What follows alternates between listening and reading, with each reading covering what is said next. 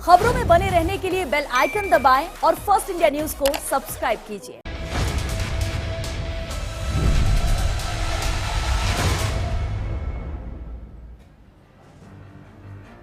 नमस्कार, स्वागत है आपका बिग फाइट लाइव में। आपके साथ मैं हूं श्वेता मिश्रा। आप कैसी नौकरी चाहेंगे? लाजमी है आप कहेंगे जहां रुतबा हो, रसूख हो, पैसा हो और पैसे के साथ पावर भी हो, काम कम हो और सैलरी ज्यादा हो, काम के घंटे तय हो, हफ्ते की छुट्टी भी तय हो, साथ ही वो सारी सुविधाएं हो जो जिंदगी को बेहतर बनाए। लेकिन क्या आपने कभी सोचा है कि खाकी की जिंदगी कैसी होती है? 24 घंटे की ड्यूटी करने वाले जवान अपने परिवार को कब और कितना समय दे पाते होंगे, कब खा पाते होंगे और कब सो पाते होंगे? आफत हो या आपदा, फिर भी वो जवान आपको महफूज रखने के लिए मुस्तैद खड़ा दिखाई देता है। बढ़ते अपराधों के साथ साथ दूसरे दबाव अब खाकी की नौकरी ज्यादा मुश्किल कर रहे हैं। धीरे धीरे दबाव तनाव बन जाता है और तनाव कब हद से गुजर जाता है पता ही नहीं चलता।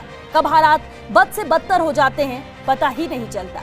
यही कारण है पिछले कई महीनों में जवानों की आत्महत्या के मामले सामने आ रहे हैं।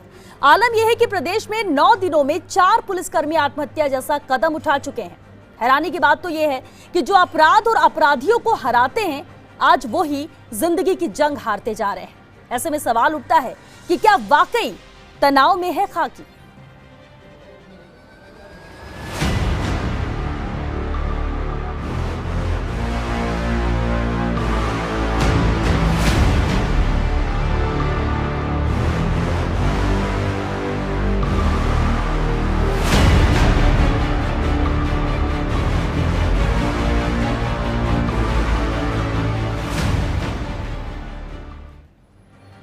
राजगढ़ थाने के एसएचओ विष्णुदत्त बिश्नोई की आत्महत्या सवाल खड़े करती है, लेकिन करीब हर महीने खाकी पहना कोई जवान अपनी जान दे रहा है। ऐसे में सवाल उठता है कि पुलिस महकमे में आखिर क्यों बढ़ रहे हैं आत्महत्या के मामले? पारिवारिक परेशानी या कोरोना का दबाव या फिर 24 घंटे ड्यूटी का है तनाव? किस परेशानी में है हमारे जवान? और सबसे बड़ा सवाल, हार कर जिंदगी से क्यों दे रहे जान?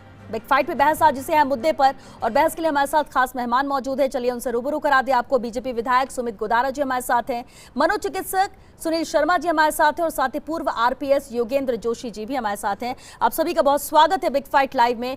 शुरुआत योगेंद्र जोशी जी आपसे ही करेंगे।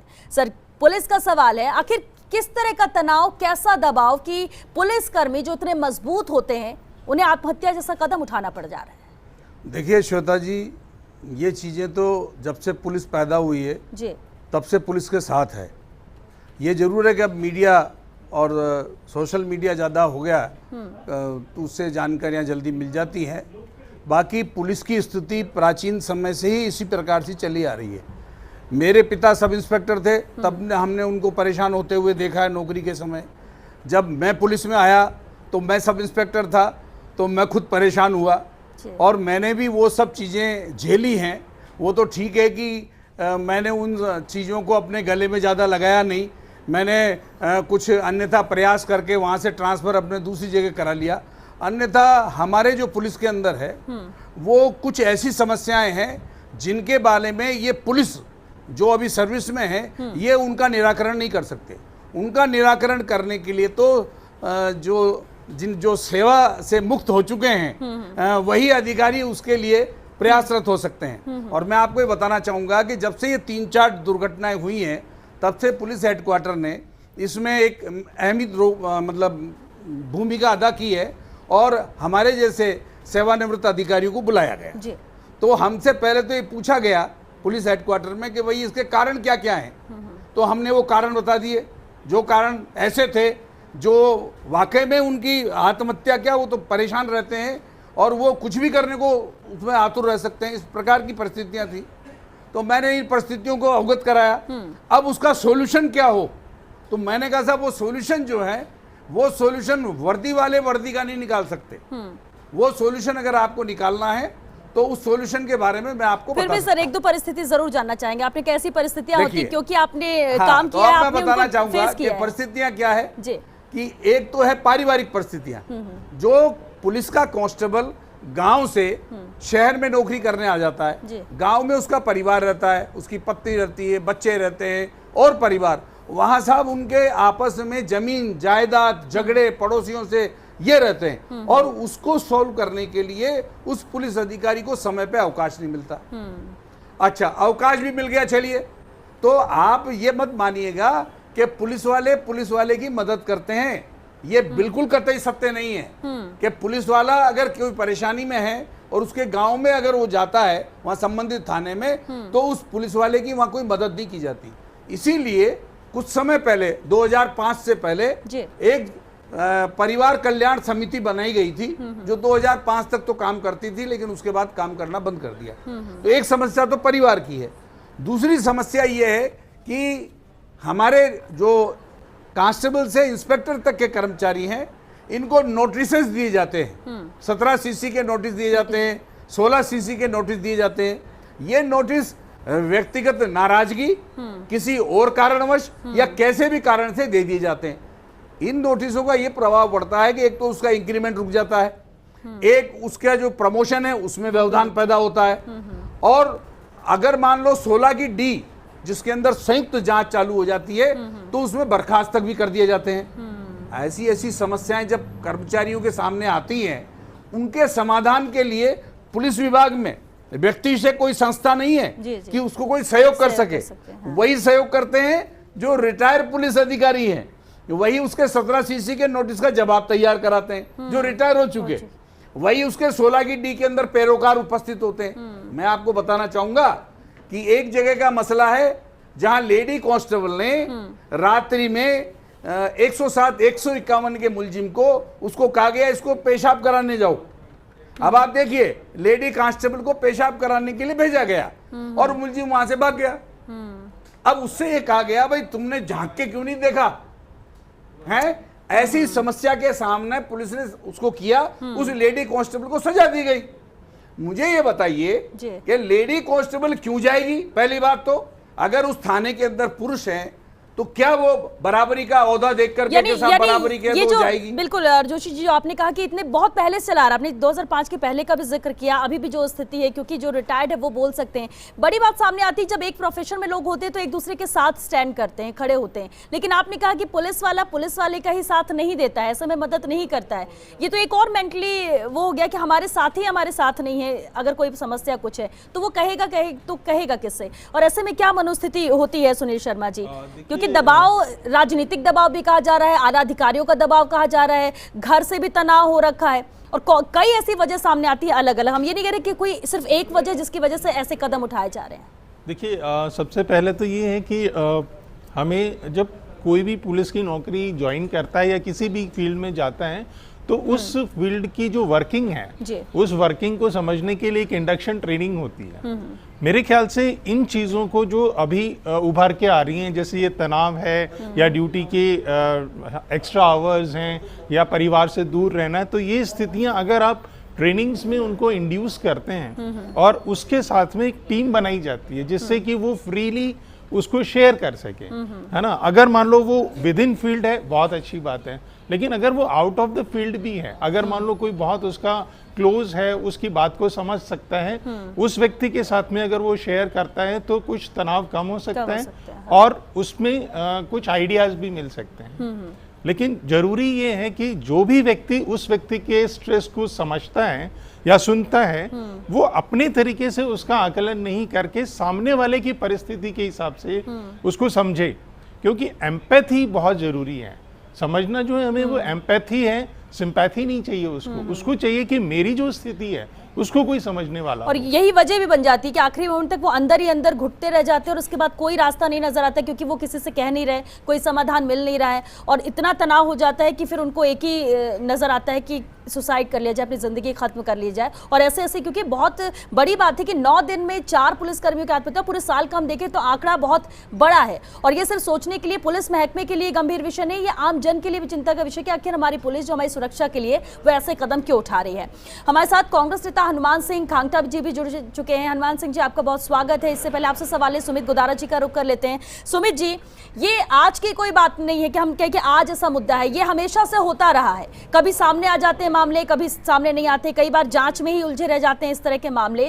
किस तरह से इनको समझा जाए, क्या इसमें बदलाव पुलिस महकमे में भी होना चाहिए जो इस तरह के दबाव या इस तरह के जो तनाव से वो निकल सके और ऐसे कदम ना उठाए जाए? उन वजह को तलाशने के लिए, अगर हम राजनीतिक तौर पर बात करें तो?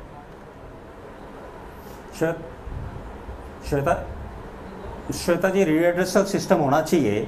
और मैं एक बात पे गौर जरूर फरमाना चाहूंगा कि आप ये देखिए कि राजस्थान में इस समय कोई गृह मंत्री नहीं है। इतना बड़ा महकमा और राजस्थान के मुख्यमंत्री गृह मंत्रालय का देख रहे हैं। ये भी अपने आप में बड़ा चिंता का विषय है। हमारे समय गुलाब जी कटारिया गृह मंत्री थे, वो जाते थे पुलिस हेडक्वार्टर में मीटिंग रखते थे। लेकिन सीएम भी तो ले रहे हैं। लेकिन सुमित जी सीएम के पास ये मंत्रालय है, और आपने देखा भी होगा कि ये बैठ के भी करते सब चीजें भी हैं। अगर आप इस तरह से देखेंगे कि देखिए हमारे में गृह मंत्री थे तो भी उस वक्त भी होते थे सर, उस वक्त भी होते थे। हम तो इस पर फोकस करिए सर। नहीं, मैं ये नहीं कहूँ, नहीं होते थे, पर श्वेता जी एक बात, श्वेता जी इतना बड़ा मंत्रालय, गृह मंत्रालय, मुख्यमंत्री, हेल्थ मिनिस्टर भी वही, होम मिनिस्टर भी वही, क्या राजनीति के कारण सारे मंत्रालय वही देखेंगे? तो फिर सिस्टम का क्या मतलब? कहाँ रीएड्रेसल होगा? रीएड्रेसल तभी तो होगा। आप ये देखो सीआई विष्णुदत्त जी का मामला, वो टेक्स्ट मैसेज कर रहे हैं कि वो कोई सुनने वाला नहीं, अधिकारियों के बारे में। ठीक है, लेकिन आज आश्वस्त किया है, आपको बता दें। बिल्कुल, सुमित गोदारा जी, इससे लेकर आज प्रतिनिधि मंडल ने उनसे मुलाकात की है। 2 दिन का वक्त उन्होंने मांगा है और आश्वस्त किया है कि सीबीआई जांच होगी, जिस तरह से हर कोई डिमांड कर रहा है। सुमित जी, आपके पास लौटेंगे, हनुमान सिंह जी का भी रुख कर लेते हैं। हनुमान सिंह खांगठा जी, सवाल बार बार ये उठता है कि पारिवारिक परेशानी भी है, लेकिन कहीं ना कहीं काम का दबाव भी होता है, छुट्टियां उन्हें मिलती नहीं है, 24/7 पुलिस की ड्यूटी ही रहती है, वो अलर्ट मोड पर रहते हैं। कैसे इस तनाव को खत्म करेंगे और क्या नया रास्ता निकालना चाहिए?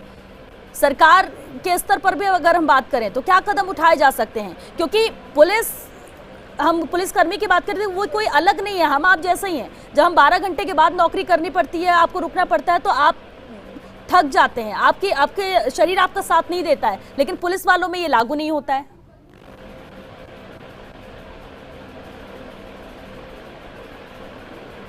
ऐसा है श्वेता जी कि तनाव कई तरीके के हो सकते हैं, जिसके अंदर पारिवारिक तनाव भी हो सकता है, जिसके अंदर जो डिपार्टमेंटली भी कोई है उसके ऊपर दबाव हो, और दूसरी कई तरह की परेशानी हो सकती है। तनाव कई तरह का हो सकता है, परंतु यही कोई रास्ता नहीं है जो वो आत्महत्या करे, सुसाइड करे, यही रास्ता नहीं। उसके लिए खूब रास्ते हैं। धैर्य से यदि वो काम ले, मैं तो यही आपके माध्यम से कहना चाहता हूँ, चाहे पुलिस हो, चाहे दूसरा कोई डिपार्टमेंट हो, चाहे यदि कोई प्राइवेट आदमी है, कि यदि वो धैर्य से काम ले और थोड़ी तसल्ली रखे, और यदि कोई ऐसी कोई समस्या आती है तो पारिवारिक समस्या है तो परिवार वालों से, रिश्तेदारों से यदि वो शेयर करे, और यदि कोई डिपार्टमेंटली कोई समस्या है तो डिपार्टमेंट भी अलग अलग अधिकारी है, उनसे यदि वो समय रहते हुए अपनी बात रखे, अपनी समस्या रख दे, या अधिकारी नहीं सुनते हैं तो सरकार के सामने भी अपनी बात रख सकते हैं, उनको पूरा अधिकार है। मेरा ये कहना है कि ये कोई समाधान नहीं है, और पुलिस के भरोसे तो जनता है, तो जनता पुलिस के भरोसे है, तो पुलिस वालों की तो विशेष ड्यूटी बन जाती है कि ज्यादा पैसे, और यही बात है। देखिए हनुमान सिंह जी, पुलिस वालों की आपने कहा ज्यादा ड्यूटी बन जाती है, इसलिए उम्मीदें भी पुलिस वालों से ज्यादा हो जाती है, लेकिन वो भी तो इंसान है, मनोस्थिति की बात होती है। आपने कहा कि वो शेयर क्यों ना करें। जोशी जी, ये बात बार बार कही जाती है कि अधिकारियों से कहें, कई बार उतना तालमेल नहीं बैठता, कई बार अधिकारी ही परेशान और प्रताड़ित करने लगते हैं। ऐसा नहीं लगता कि कुछ ना कुछ एक पैरामीटर्स इन अधिकारियों के लिए भी तय होना चाहिए, या फिर इस तरह के रिलेशन या ऐसा व्यवहार अधिकारी अपने पुलिसकर्मी या अपने नीचे वालों स्तर पे पुलिस अधिकारियों से रखे, ताकि वो निर्भीक होकर उनसे अपनी बात कह सके, समस्या कह सके, समाधान हो सके? लेकिन ऐसा निकलता नहीं है, जो मामले सामने आते हैं वो अलग ही तरह के आते हैं। देखो श्वेता जी, ये कहना तो आसान है, बिल्कुल यही, लेकिन पुलिस महकमे में कांस्टेबल से इंस्पेक्टर तो आपस में बात कर सकते हैं, लेकिन ऊपर का जो स्तर है उससे बात करने के लिए उसको हिम्मत चाहिए, और वो किसी के खिलाफ कोई बात ऊपर इस तरह से नहीं कर सकता इतनी आसानी से। अगर किसी ने ये कहा कि साहब हम एक टेलीफोन नंबर दे दें, किसी कर्मचारी को कोई परेशानी हो तो पीएचक्यू में इस टेलीफोन नंबर पर कह दे शिकायत, तो आखिर जैसे ही वो शिकायत करेगा तो वहां से वहां सूचना होगी, तो उसके अधिकारियों को पता नहीं चलेगा। ये चीजें बिल्कुल भी संभव नहीं है कि ये जो अधिकारी हैं, जो मौजूदा अधिकारी हैं, ये उसका सॉल्यूशन निकाल सकें। उसका सॉल्यूशन निकाल कौन सकता है? जैसे मैं एक उदाहरण बताता हूं कि मैं ट्रैफिक के अंदर डीवाईएसपी था, ये रामबाग सर्किल पे एक कांस्टेबल ड्यूटी नहीं करके मोटरसाइकिल बैठा हुआ था। मैंने कहा ये ड्यूटी का समय है, मोटरसाइकिल बैठा हुआ है। मैंने उससे कहा कि भाई तू मोटरसाइकिल पे क्यों बैठा है? वो खड़ा हुआ धीरे से, बोला साहब मुझे छुट्टी चाहिए। मैंने कहा तो क्यों परेशान है? कि साहब छुट्टी नहीं मिल रही। मैंने कितने दिन की चाहिए? कि साहब दे दो जितना देना है। मैं जाओ जितनी चाहिए उतनी ले जाओ, जाके हेड कांस्टेबल से बात करो। कि साहब वो नहीं देगा। आप समझिए उसकी क्या वेदना है कि मुझे छुट्टी नहीं मिलेगी। वहां गया, वहां से टेलीफोन आया, मैंने कहा जितनी छुट्टी मांगता है दे दीजिए। आप देखिए उसने 6 दिन की छुट्टी ली। जोशी जी यहाँ पे रोकना चाहेंगे आपको, इस वक्त बड़ी और अहम खबर आ रही है, उससे रूबरू करा दे। सवाई माधोपुर में महिला कांस्टेबल ने आत्महत्या का प्रयास किया है। पुलिस लाइन स्थित सरकारी आवास में आत्महत्या की कोशिश की है महिला कांस्टेबल ने। निजी अस्पताल में उनका उपचार जारी है। हालत खतरे से बाहर फिलहाल बताई जा रही है। जिला पुलिस के आला अधिकारी अस्पताल पहुंचे हैं, उपचार की जानकारी ली जा रही है। प्राथमिक तौर पर सामने आ रहा है पारिवारिक विवाद का मामला। तो पारिवारिक विवाद के चलते ये कदम उठाया है, ये प्राथमिक तौर पर नजर आ रहा है। हालांकि पुलिस अधिकारियों द्वारा सभी पहलुओं से जांच कराने की यहां पर बात कही जा रही है। जून 2017 में चित्तौड़गढ़ से सवाई माधोपुर इनका तबादला हुआ था। 3 वर्ष पहले ही महिला कांस्टेबल का विवाह हुआ है। आत्महत्या का प्रयास करते देख पति तुरंत उसे अस्पताल लेकर पहुंचा। डॉक्टर्स और अधिकारियों की सक्रियता से महिला कांस्टेबल की जान बची है। बेहद अहम मामला जिस पर हम चर्चा भी कर रहे हैं। और इस तरह से एक और मामला चर्चा के दौरान ही सामने आता है जब एक महिला कांस्टेबल आत्महत्या का प्रयास करती है, लेकिन इसमें जो वजह बताई जा रही है वो पारिवारिक विवाद बताया जा रहा है। संवाददाता सुनील हमारे साथ जुड़े। सुनील, क्या वजह है और अभी कैसी हालत है महिला कांस्टेबल की? जी श्वेता, मैं बताना चाहूंगा। जी संदीप। ये जो एक महिला कांस्टेबल है, आज शाम को इन्होंने जो इनका पुलिस लाइन स्थित सरकारी क्वार्टर है उसमें आत्महत्या का प्रयास किया है।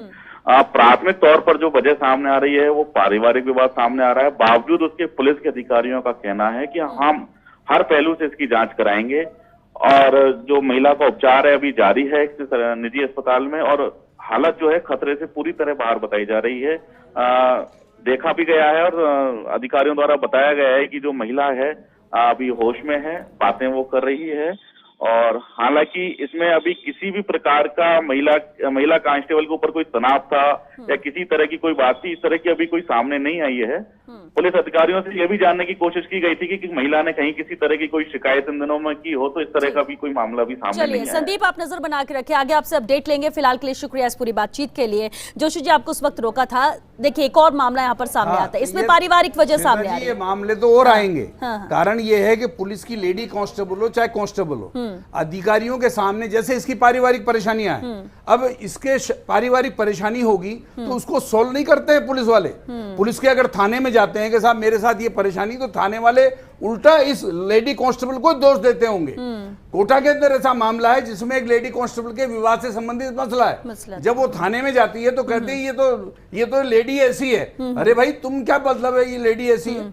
आप उसकी सहयोग नहीं कर रहे हैं, सहायता नहीं कर रहे हैं और उसके ऊपर ये आक्षेप लगाते हैं। इस तरह से मैं आपको बताना चाहूंगा कि कांस्टेबलों की भी यही स्थिति है। कांस्टेबलों के गांव में झगड़े हैं, कांस्टेबलों के परिवारों में झगड़े हैं, वो लेकर के अपने गांव के थानों में जाते हैं। क्या है इसका रास्ता? वक्त भी खत्म हो रहा है, रास्ता क्या है इसका? क्या सोल्यूशन निकाला जाए? सोल्यूशन देखिए मैडम, हमने तो ये विचार किया जैसे यूके में है और अमेरिका में है, ये है कि उसके लिए जो संस्था गठित की जाती है और वो क्वेश्चनियर तैयार करते हैं, और वो ऐसी संस्था है जो इस पुलिस से संबंधित नहीं होती, वो अलग होती है और संबंधित पुलिस वालों के सामने जाकर के वो पेपर रखती है। जिन जिन की कोई समस्या होती है उनको उनसे डिस्कस करती है, डिस्कस करके बड़े अधिकारी को वो सूचना देते हैं और उसका समाधान हो जाता है। हमारे यहाँ ऐसी संस्था नहीं है, न हमारे यहाँ ऐसी संस्था के बारे में अभी तक सोचा है। जी बिल्कुल। सुमित गोदारा जी, क्लास कमेंट सर, क्योंकि वक्त खत्म हो रहा है।